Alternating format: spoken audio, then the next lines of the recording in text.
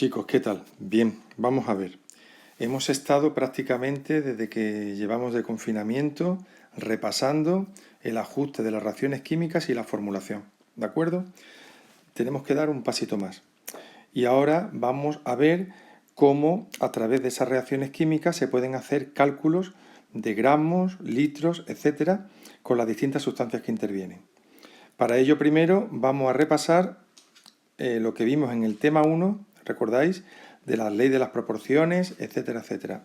En fin, he hecho una captura de pantalla, como estáis viendo aquí, que sería la página 94 y 95 con la que vamos a empezar este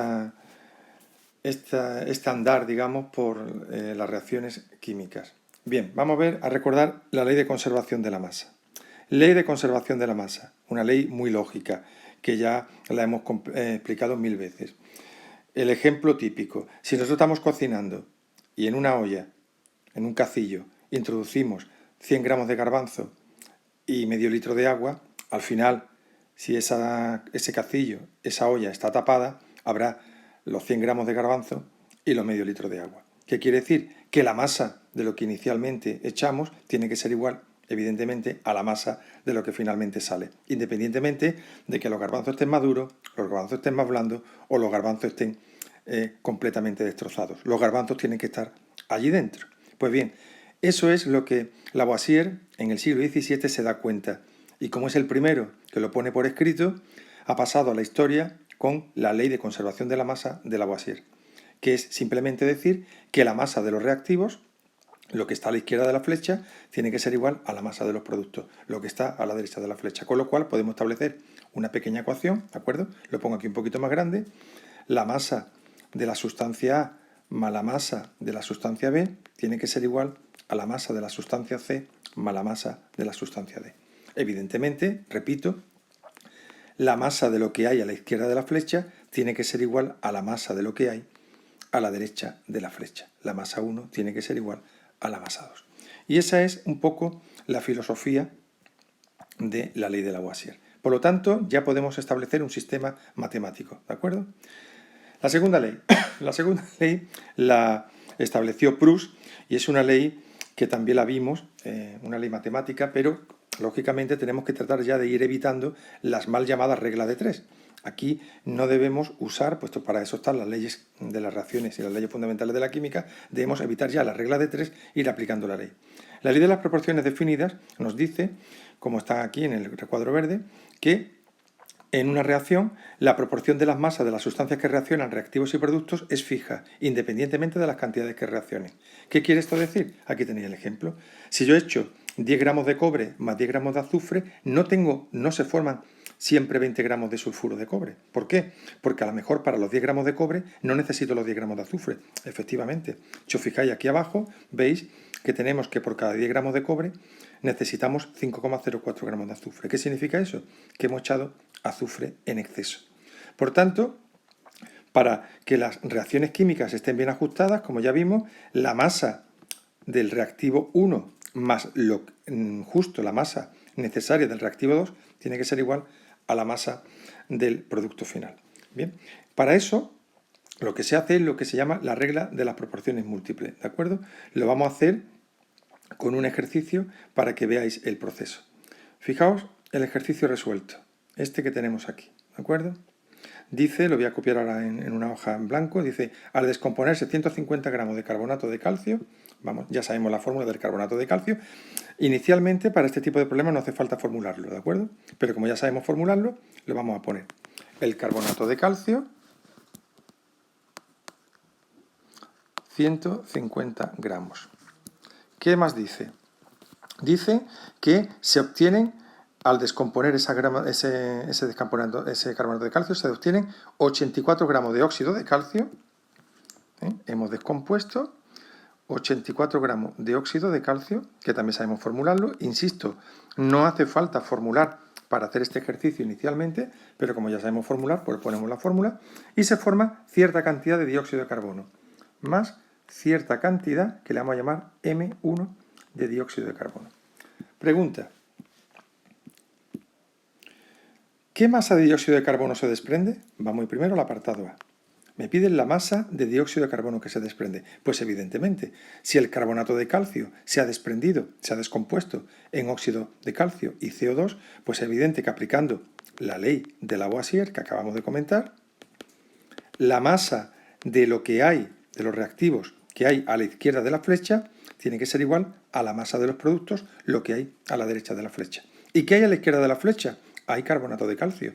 Pues serán 150 gramos de carbonato de calcio, será igual a la masa de óxido de calcio, a 84 gramos, más la masa de CO2, que es la que me piden. Pues simplemente despejando matemáticamente, bueno, si queréis por comodidad, para trabajar mejor, la unidad de si queréis no la pongáis, hacemos 150 menos 84, en un momentillo con la calculadora siempre a mano, 150 menos 84 y nos sale un total de 66 gramos de CO2, ¿de acuerdo?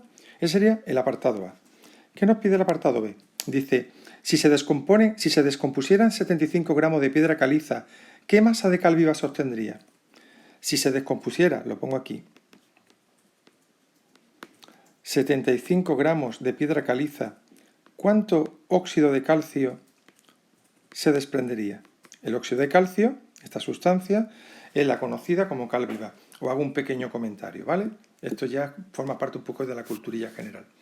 En Andalucía, sabéis, fundamentalmente en muchísimas ciudades y pueblos del mundo, pero en Andalucía concretamente se suele blanquear las casas en los pueblos. Ese blanco bonito y precioso, pero que inicialmente no era simplemente una cuestión estética, era también una cuestión sanitaria. La cal desinfecta. Entonces, a la cal viva se le llama CaO, es decir, o mejor dicho, al óxido de calcio se le llama cal viva, ¿vale? Cuando esa cal viva se le echa agua, empieza a burbujear y forma una sustancia que emite muchísima energía. Esa energía, que es la que sirve para matar a las bacterias y a todos los virus, se convierte en hidróxido de calcio, que es la conocida como cal apagada. Y con la cal apagada es con la que nosotros blanqueamos las casas, ¿de acuerdo?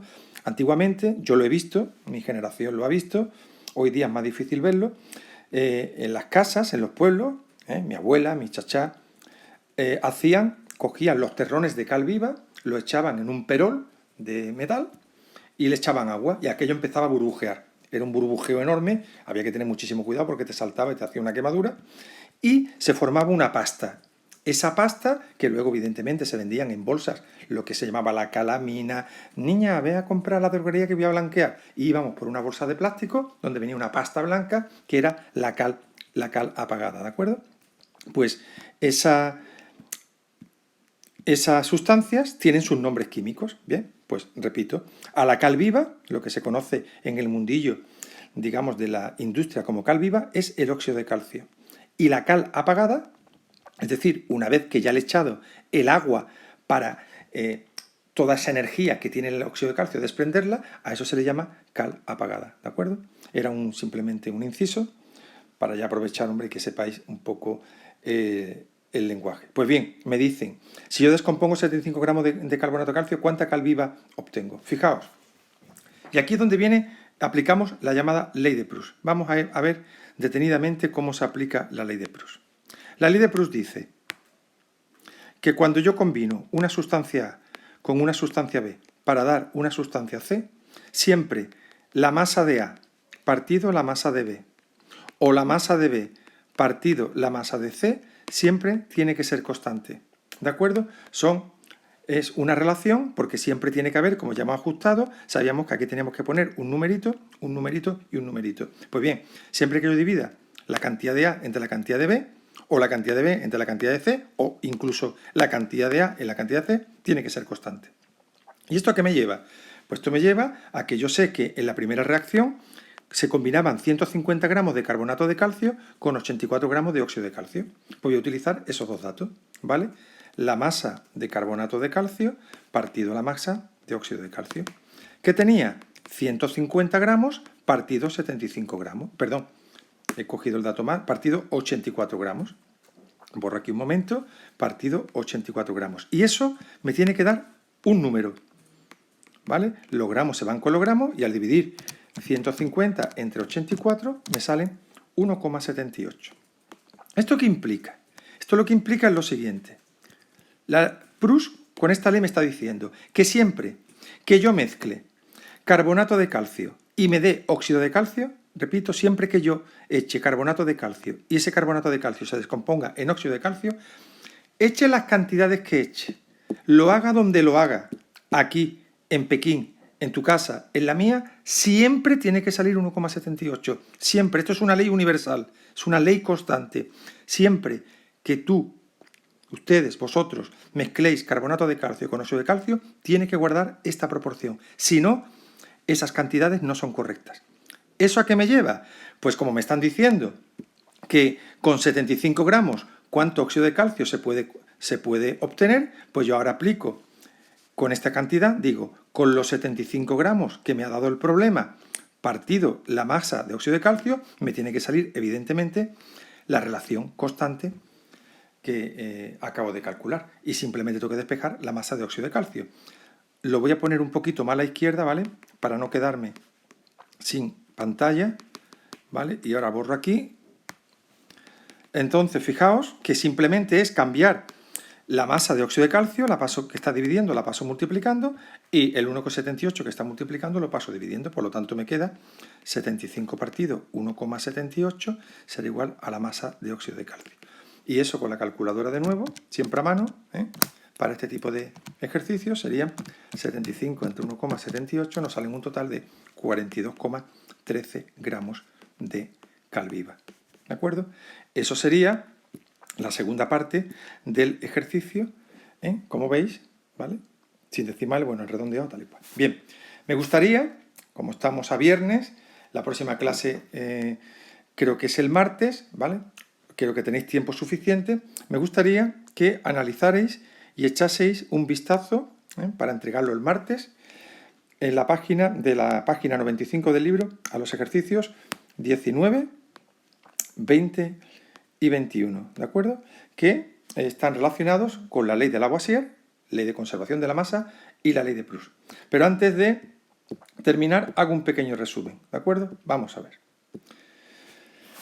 En una reacción química cualquiera, vamos a llamarle AA más BB para dar CC más DD, ¿de acuerdo? Ya sabéis que estos son los coeficientes estequiométricos que nosotros ya hemos aprendido a ajustar. Pues bien, ley de Lavoisier. Lavoisier me dice que es la ley de conservación de la masa. Ley de conservación de la masa. ¿Qué dice? La masa del reactivo A más la masa del reactivo B tiene que ser igual a la masa del producto C más la masa del producto D. Ley fundamental y básica de la química, de la cocina, de la vida. Si tú tienes 10 euros en un pantalón y no gastas nada y lo metes en un cajón, pues lógicamente cuando abras el cajón los 10 euros tienen que estar allí. Pues eso es igual. Si tú en una reacción química, en un perol, en un cacillo, en un matraz, en un recipiente, metes 10 gramos de algo y metes 10 gramos de otra cosa, cierras aquello y cocinas, al final tiene que haber 20 gramos de esa mezcla. Sí o sí, porque nadie ha metido la mano. Otra cosa es que tengamos una olla a vapor. Si tú abres la olla, el vapor sale, pues lógicamente se pierde agua, pero este no es el caso. Por lo tanto, la masa de lo que echáis al principio tiene que ser igual a la masa de lo que obtenéis al final. Ley de Lavoisier. Y Proust lo que nos dice es lo siguiente. Su ley se llama ley de las proporciones definidas. Proporciones definidas. Y nos dice que cuando yo mezclo una cantidad de A, la masa de A, entre la cantidad de B, siempre tiene que salir un número constante. Con lo cual, basado en esta división, si a mí me dan cantidades, por ejemplo, imaginad que me dicen que mezclo 2 gramos de A y 3 gramos de B. Si yo divido 2 gramos de A entre 3 gramos de B y me sale esta constante, estas cantidades están correctas. Si no me sale esta constante, esas cantidades no están correctas. Por lo tanto, con estas dos leyes, MA más MB igual a MC más MD y la M de la sustancia A partido de la M de la sustancia B igual a constante, vamos a intentar hacer, como os he dicho, los ejercicios de la página 19, 20 y 21. ¿De acuerdo? Pues venga, un saludo, espero que todo vaya bien. Seguimos teniendo en contacto a través de los vídeos. Un saludo.